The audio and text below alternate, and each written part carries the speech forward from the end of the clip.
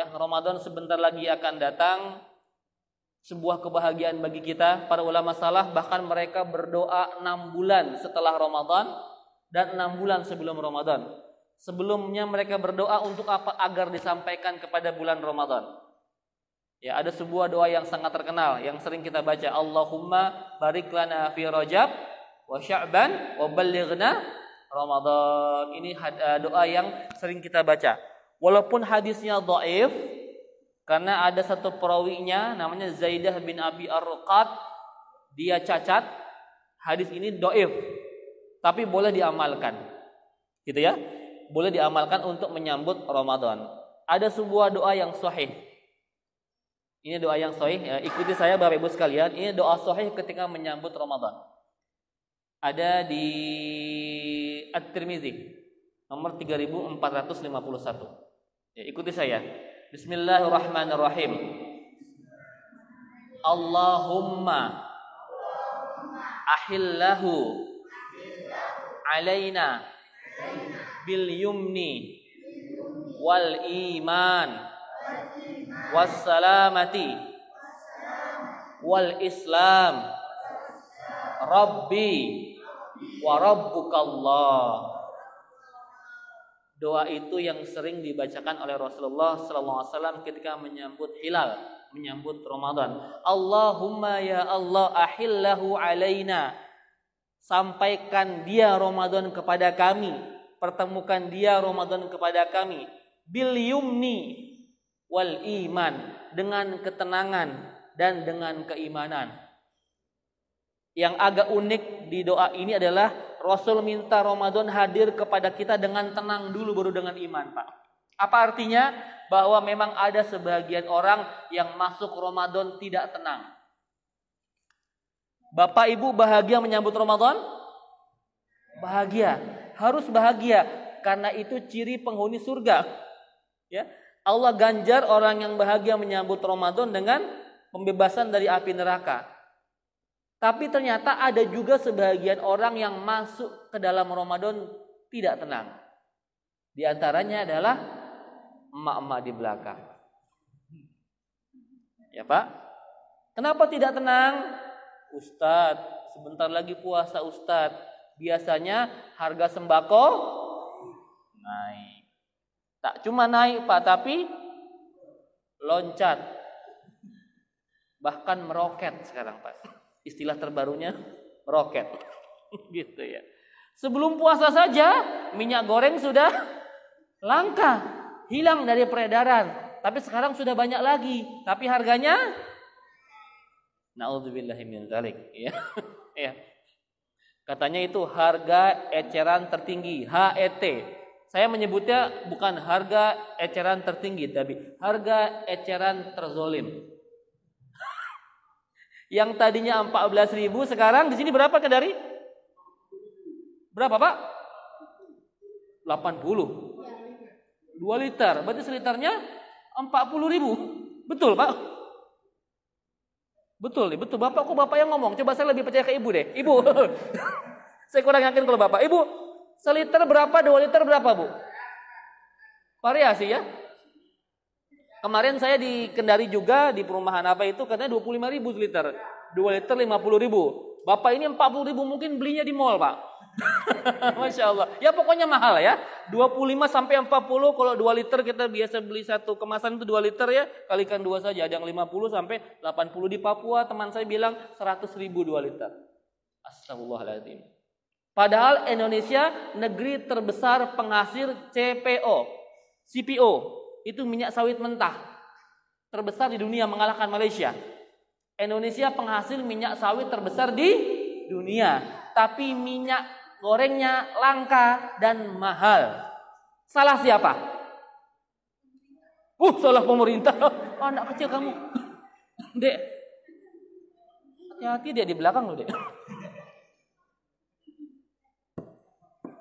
Yuk kita bahas sekarang. Tadi saya disuruh membahas yang update Pak ya. Kalau di sini ngaji fikih, ngaji tauhid, ngaji akhlak, ngaji Quran sudah sering. Saya membahas yang update saja, yang agak jarang-jarang gitu ya. Ini kamu bisa aja. Salah siapa? Saya kan nggak nuduh siapa-siapa ya. Begini, Bapak tahu pabrik minyak goreng di Indonesia itu banyak. Dan beberapa di antaranya adalah mereka pabrik-pabrik skala besar. Levelnya sudah ekspor. Tiap hari mereka memproduksi minyak goreng. Tidak berhenti satu hari pun. Bahkan mereka 24 jam itu berproduksi, Pak. Ya, sip-sipan. Gak ada kata berhenti. Berhenti sehari berarti rugi miliaran. Jadi kalau dibilang minyak goreng tidak diproduksi, salah. Produksi tiap hari berjalan. Bahkan pemerintah mengucurkan subsidi mega subsidi 7,5 triliun untuk para pengusaha minyak goreng. Jadi produksi minyak goreng itu berjalan terus. Minyak goreng harusnya banyak. Dalam hukum ekonomi ada namanya supply dan demand, ya Pak ya. Gitu ya Pak ya. Kalau kita ngebaca ekonomi, supply itu persediaan, demand itu permintaan. Supply-nya banyak, demand-nya bagaimana? Oh, orang Indonesia ini senang goreng-gorengan, Pak. Ya, termasuk menggoreng isu, senang kita ini. Ya. Goreng-gorengan senang, ya. Nanti bulan puasa, Pak. Oh, Masya Allah. Kalau Rasulullah itu buka puasanya sunnah pakai kurma ya Pak ya. Dan seteguk air, beberapa butir kurma. Tapi orang Indonesia sunnahnya itu pakai gorengan. Kalau di Jakarta itu buka puasa Pak nggak afdol kalau nggak ada gorengan. Tahu goreng, tempe goreng, bala-bala, sama cabai rawit. Udah itu menu wajib setiap buka puasa. Gorengan itu sudah menjadi sebuah keharusan bagi rakyat Indonesia. Indonesia permintaan minyak gorengnya banyak, produksinya banyak, permintaannya banyak. Harusnya kan seimbang. Tapi ada yang bermasalah di tengah-tengah. Siapa itu? Jalur distribusinya. Ya Pak, distribusi. Inilah yang dimainkan oleh orang-orang yang bernama mafioso. Alias mafia. Mafioso itu orang Itali, gangster ya. Orang kita namanya mafia. Mafia minyak goreng ini yang merajalela. Ini yang harus dilawan. Tapi kemarin kata Pak Menteri, mohon maaf, pemerintah tidak bisa mengontrol harga minyak. Kami kalah dengan mafia. Ya, menterinya udah ngaku kalah. Gimana rakyatnya? Ya, padahal kata Pak Presiden, kata Pak Kapolri, kita akan berantas mafia sampai ke akar-akarnya. Tapi kok kalah sama mafia minyak goreng? Gitu ya. Nah, apa yang harus kita lakukan, Pak? Tetap kita menuntut pemerintah untuk menekan harga sambil apa? Kita berusaha melawan para mafia itu. Gimana caranya? Ya udah. Demand-nya kita kurangin. Artinya permintaannya kita kurangin. Ya, kemarin saya punya ide begitu, Pak. Tiba-tiba Bu Megawati ngomong juga. saya seminggu saya bilang gini. Kita puasa nggak goreng 3 bulan. Saya bilang gitu. Ya. Kita ngukus, ngerebus, ya, pepes segala macam, ya. Supaya apa? Supaya nanti mereka oversupply. Kebanyakan stoknya, nanti harga pasti turun. Ya. Susah Pak Ustadz, kita biasa goreng-gorengan. Ya coba dikurangi. Kasihan tuh bapak-bapak udah pada tua, kolesterolnya tinggi-tinggi. Ya, sudah hobi makan durian, makan sate kambing, tambah gorengan, makin penyakitan nanti. Ya kita kurang-kurang goreng sedikit, gitu ya. Untuk apa? Untuk melawan mafia itu sebenarnya. Kalau pemerintahnya kalah sama mafia, kita yang harus melawan para mafia itu. Gitu ya. Ya, merembet ke minyak goreng nih takhir Ramadan gitu ya. Jadi ibu-ibu jangan takut ya Bu ya. Masuk puasa harus tenang. Enggak apa-apa, gorengan mahal enggak usah goreng dulu. Ya. Saya bilang gini kemarin, kalau minyak goreng kita kalah sama mafia, nanti akan merambat ke komoditas lain, Pak. Di Jakarta gula sudah langka sekarang. Entah di Kendari seperti apa. Ya, nanti sama Pak, gula akan menghilang juga. Kemarin minyak goreng menghilang, pas harganya naik tiba-tiba banyak. Artinya minyak gorengnya sedang dikarantina. Karena sedang COVID minyak gorengnya ya. Jadi pas harganya naik baru pada keluar tuh minyak gorengnya. Ya Allah, itu permainan mafia. Jadi harus kita lawan ya. Minyak goreng nanti naik, harga-harga sembako itu naik. Ibu-ibu panik tidak tenang. Siapa lagi yang nggak tenang masuk Ramadan?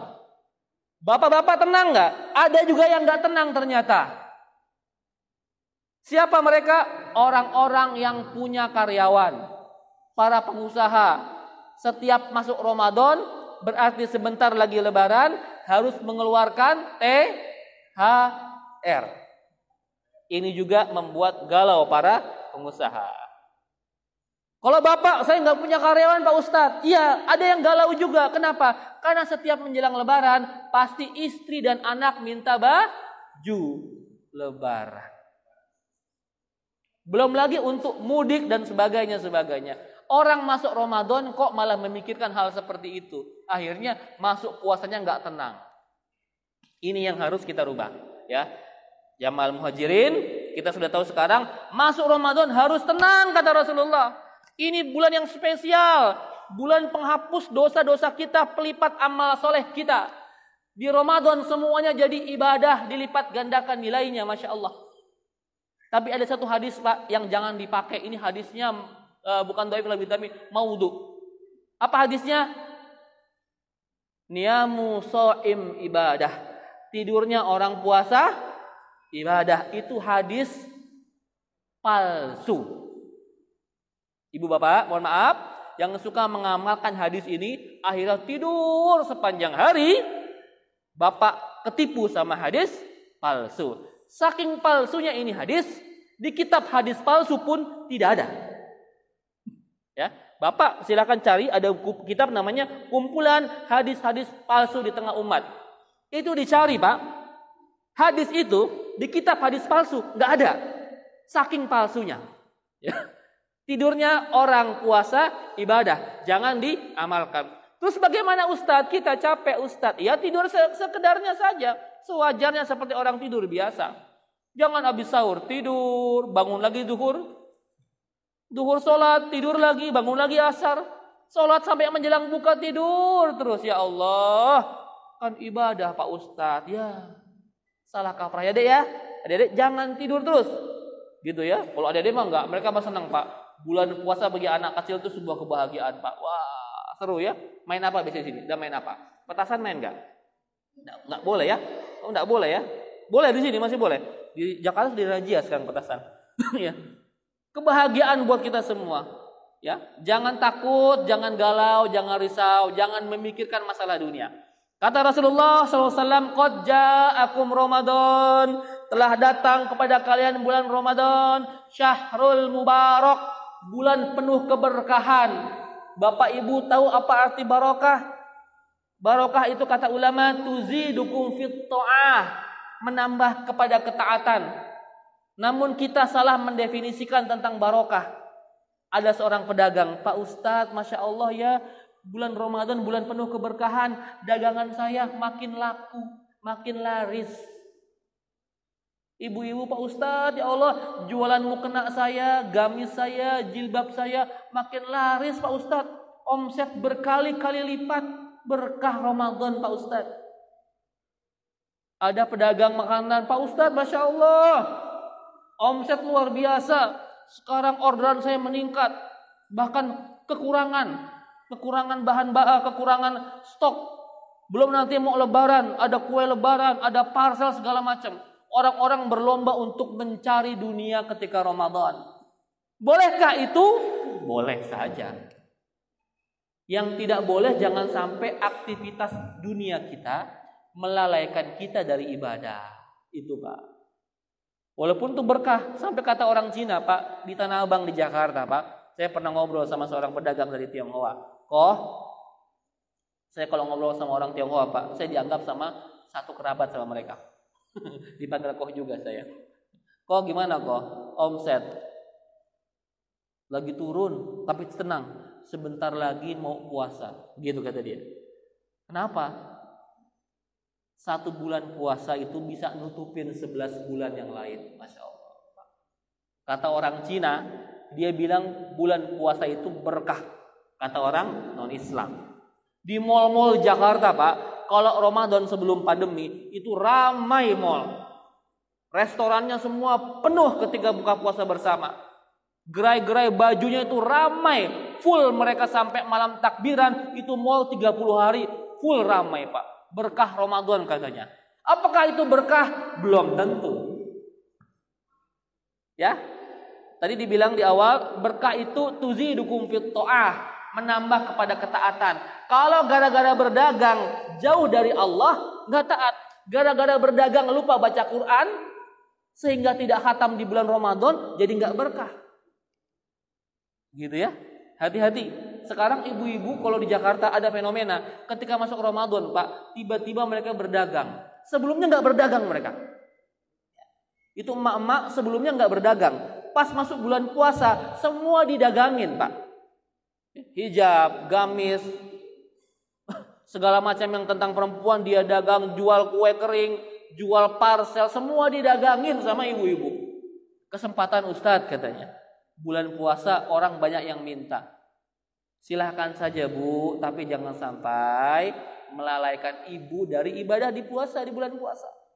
Gitu ya. Barokah bukan itu. Barokah ketika menambah ketaatan kepada Allah. Tuzidukum fit ta'ah. Syahrul mubarak. Faradallahu alaikum siyamahu, kata Rasulullah. Diwajibkan kepada kalian berpuasa. Anak-anak, coba anak-anakku sekalian, puasa berapa hari? Berapa hari? 30 hari. Tahu nggak siapa dulu Nabi yang pertama puasa? Ada yang tahu? Nanti Pak Ustadz kasih door prize ini. Minuman ini satu. Nggak ada lagi masalahnya. Nabi Nuh. Kamu tadi ikut sama Ustadz ya? Tadi sore ikut, bukan di SD itu ya? Kok tahu dari mana kamu? Masya Allah. Sini sayang. Sini. Masya Allah Pak.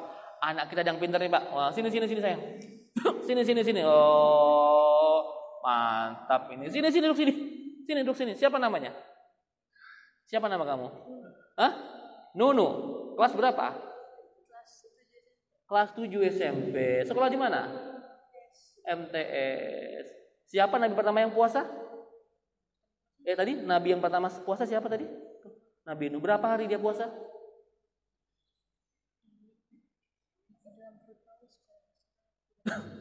36, Masya Allah. Pak, Bapak tahu nggak bahwa yang pertama syariah puasa itu Nabi Nuh alaihissalam, 36 hari dia puasa. Ini seperti saya, ini buat kamu.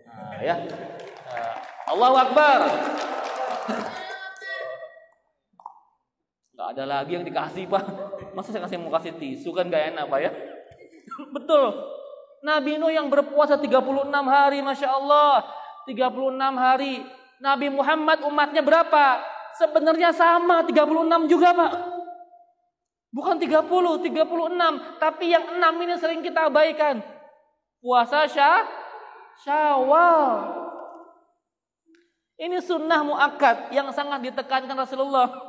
Rasul tidak pernah melewatkan puasa 6 hari di bulan Syawal. 30 hari Ramadan, sehari Idul Fitri, nggak boleh puasa, haram hukumnya. Melanjutkan besoknya puasa 6 hari.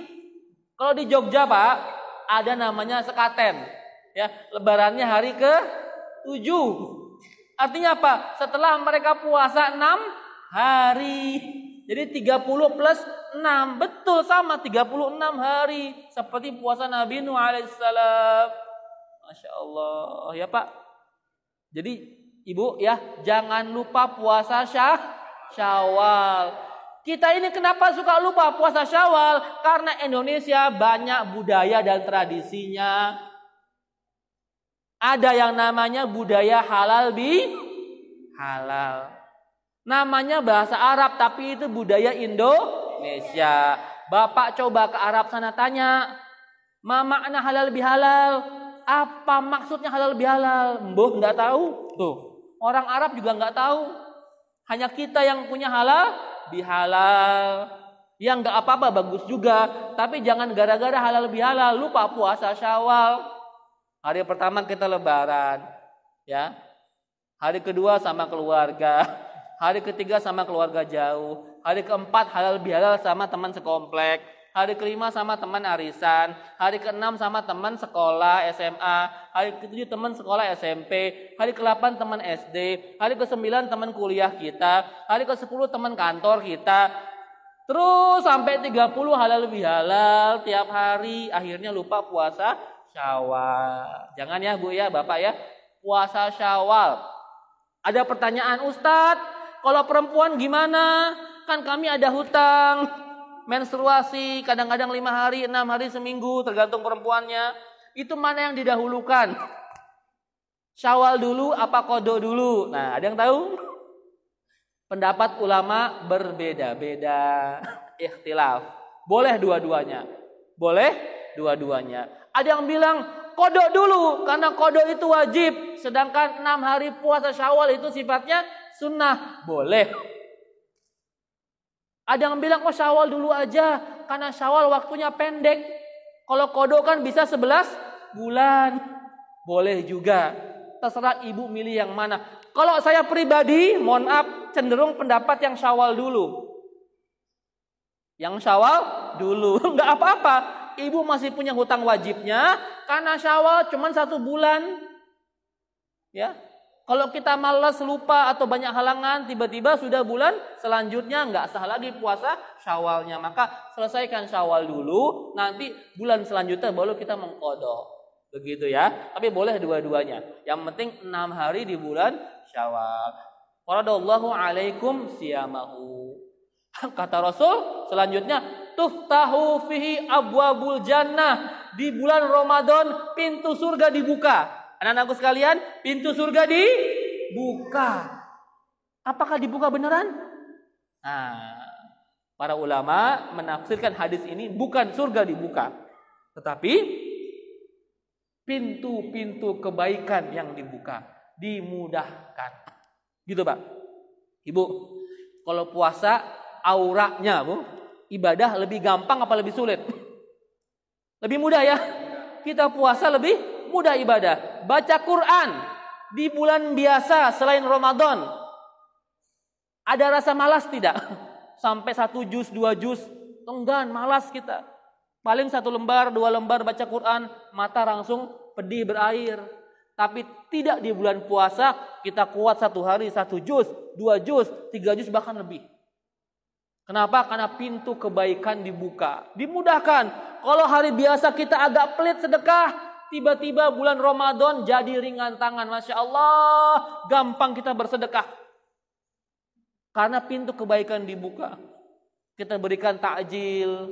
Ibu, kenapa orang-orang beramai-ramai memberikan takjil di buka puasa itu?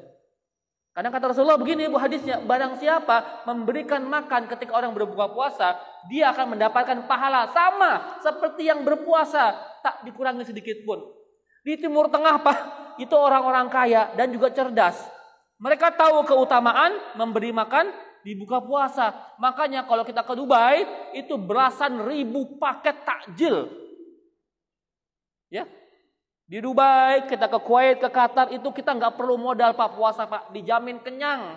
Sebulan full kenyang, nggak usah beli apa-apa. Berlimpah ruah makanan, semaunya. Ya. Di sini ada takjil ya, Pak ya. Setiap Ramadan insya Allah ada takjil ya. Ya. Di Jogja, Jogokarian, itu menyediakan setiap hari 5.000 paket takjil. Masya Allah. 5.000 paket takjil. Ya. Kenapa? Karena pahalanya dahsyat sekali. Ibu kalau pas nggak puasa, Bu, ya, sedang datang bulan, kalau pengen dapat pahala puasa, ibu sumbang ke masjid buat takjil. Ibu dapat pahala sama seperti orang yang berpuasa. Gitu ya. Pintu kebaikan dibuka ya. Wa tughlaqu fihi abwabul jahim, dan pintu neraka ditutup. Apa artinya? Bahwa pintu-pintu maksiat dipersulit. Kalau bulan puasa agak malas kita berbuat maksiat. Kenapa? Ada bahasa, sedang puasa. Ini shaimun. Sungguh aku sedang berpuasa. Yang biasa bapak marah-marah tiba-tiba, lagi puasa, nggak jadi marah. Ya, puasa membuat kita sulit berbuat keburukan. Ya. Kalau mau ngapa-ngapain, bapak mau ngintip, adik-adik mau ngelihat apa, jangan lagi puasa nanti batal pahalanya. Begitu ya. Mau berdusta, jangan lagi puasa. Ya, anak-anak muda mau buka, mau ngelihat tayangan-tayangan apa di HP begitu ya, gambar-gambar yang aneh-aneh begitu. Jangan, ntar batal puasanya ya. Dipersulit melakukan maksiat karena pintu neraka ditutup. Wa tughallu fi syayatin, dan setan-setan dibeleng Bu, setan-setan diikat. Ada pertanyaan, Ustadz, katanya setan diikat, tapi kok masih ada maksiat di bulan puasa? Ada yang bisa jawab? Satu lagi hadiah door prize. Ya, air mineral. Setan kan diikat kata Rasulullah. Kenapa di bulan puasa masih ada yang maksiat? Masih ada. Nanti ada razia bulan Ramadan, ditangkap sepasang kekasih sedang di hotel. Razia bulan Ramadan, ditangkap orang-orang yang sedang menjual minuman keras. Itu ada, Pak. Katanya setan-setan diikat, tapi masih ada maksiat. Apa sebabnya? Yang bisa jawab dapat hadiah door prize. Air mineral. Sama tisu 1 lembar. Ada yang mau? Ayo. Bisa? Berani? Oh, jangan ajak temennya. Coba kira-kira apa saya? Enggak tahu. Ada yang tahu enggak? Oh, kamu udah pakai santri gitu, Masya Allah. Kamu tahu sayang? Tahu lagi? Kenapa? Sini. Wah, ini pinter lagi nih. Tapi nggak dapat hadiah lagi ya. Nanti kamu kebanyakan minum kembung nanti. Apa coba jawaban tadi? Itu hampir betul. Hampir betul. Apa? Jawabannya apa? Karena manusia dan jin. Apanya itu maksudnya?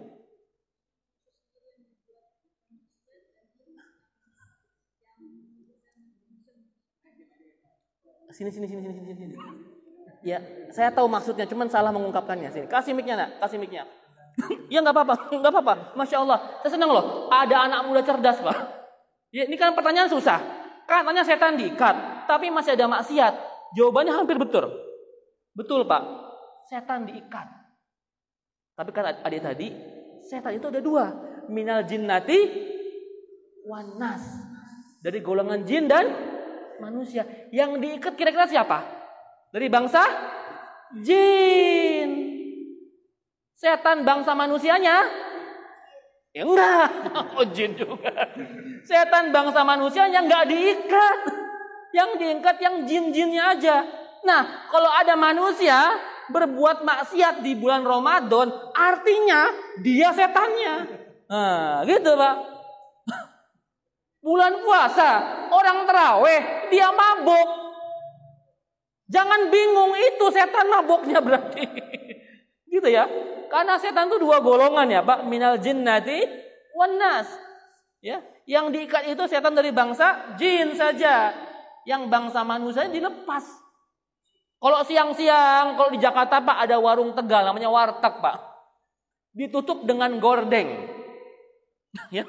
Warung, Pak, warung makan gitu, Pak, ditutup dengan gordeng. Yang nampak di bawah tuh hanya kaki-kakinya saja. Itu yang mengisi laki-laki muslim, bukan perempuan. Kalau perempuan kita baik sangka sedang datang bulan gitu ya. Kalau laki-laki muslim, dia kuat, dia sehat, tidak ada uzur, tapi makan di siang hari, berarti mereka setannya.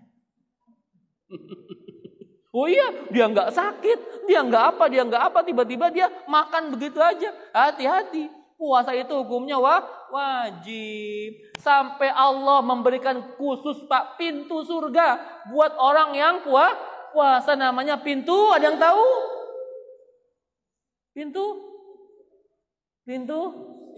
Pintu surga khusus buat orang puasa.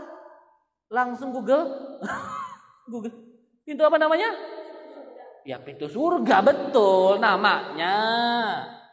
Ada namanya pintu untuk khusus orang puasa. Ada yang tahu? Ya, lewat ya. Namanya pintu Ar-Rayyan. Kenapa demikian? Karena puasa ini, Bapak Ibu sekalian, ibadah yang khusus. Ibadah yang hanya tahu Allah dan kita. Nih, Ustadz mau tanya. Kira-kira kalau kita sholat bisa pamer nggak sama orang? Bisa pamer nggak? Sholat bisa pamer, bisa. Kalau sedekah pamer bisa, sholat pamer bisa, Pak. Biasanya yang pamer itu yang suka jadi imam. Ya, Allahu Akbar. Alhamdulillahi Rabbil Alamin, Ar-Rahmanir Rahim. Selesai. Amin. Baca lagi. Ar-Rahman 'allamal Qur'an khalaqal insan 'allamahul bayan asy-syamsu wal qamaru bihusban sampai selesai rakaat pertama. Rakaat kedua, idza waqa'atil waqi'ah laisa liwaqa'atiha kadhibah khafidatur rafi'ah idza rujjatil ardu rajja wa bussatil jibalu bassa fakanat haba'an mumbassa sampai selesai rakaat kedua. Rakaat pertamanya Ar-Rahman, rakaat keduanya Al-Waqiah. Kira-kira jamaahnya kabur nggak, Pak? Padahal kalau biasa dia sholat sendiri, bacanya Qul huwallahu sama Inna Athaina. Pas jadi imam tiba-tiba Ar-Rahman sama Al-Waqiah. Kenapa? Karena di belakangnya ada cewek yang dia suka. Ini anak muda, Pak, baru lulus pesantren tahfiz, hafal 30 juz. Wah, di belakang ada akhwat ini. Ada di belakang bapak calon mertuaku juga. Sama ibu camerku juga. Wah, ini kesempatanku. Bismillahirrahmanirrahim. Baca Al-Baqarah, Pak. Allahu Akbar.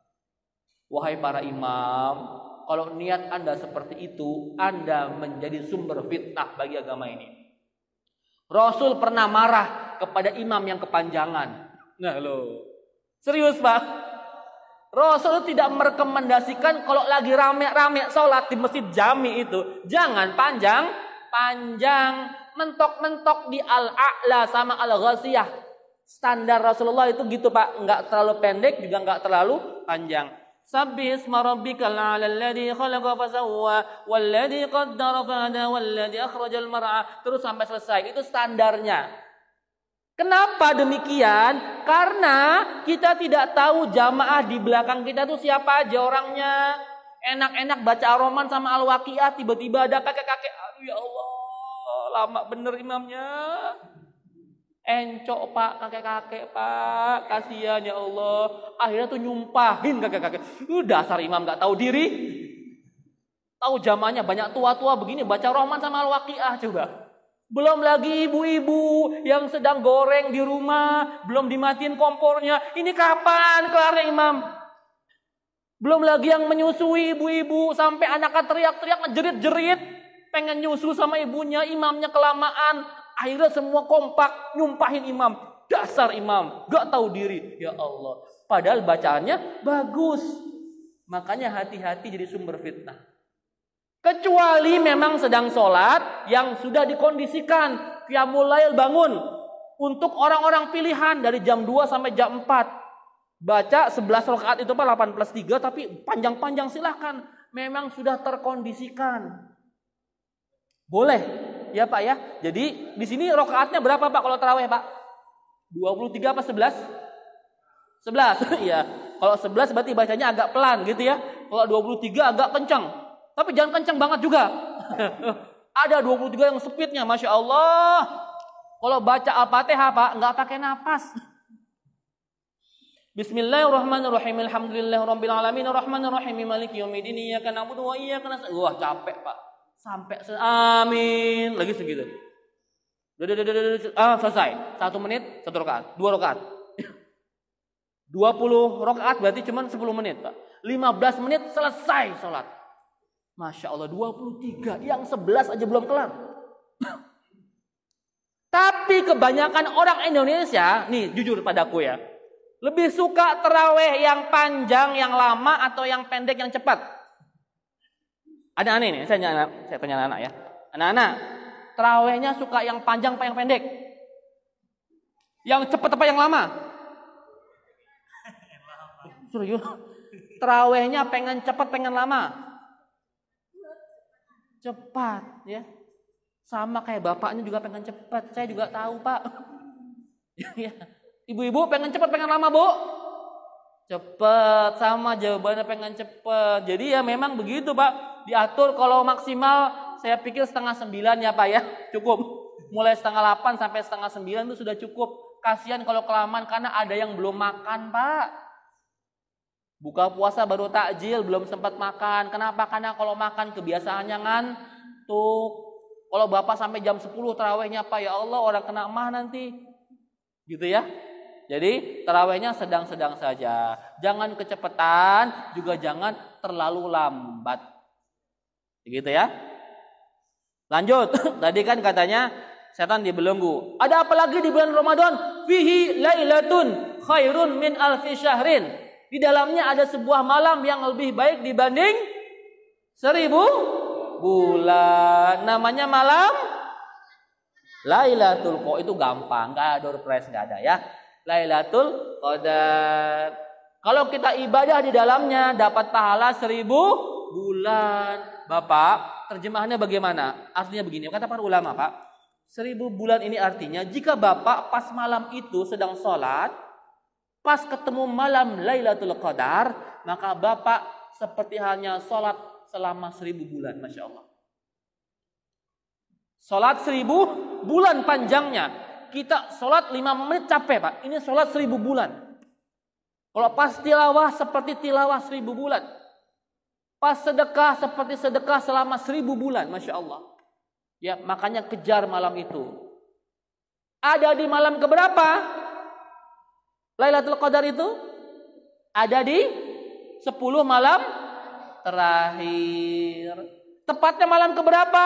Wallahu alam bisawab. Tapi para ulama itu menafsirkan bahwa di malam-malam ganjil 21, 23, 25, 27 dan 29. Ada lagi ulama yang lebih spesifik. Pilih malam-malam 3 malam terakhir. 25, 27, 29. Ada lagi yang lebih spesifik. Kejar malam 27. Makanya kalau malam 27 di seluruh masjid itu rame bener. Padahal belum tentu Lailatul Qadar.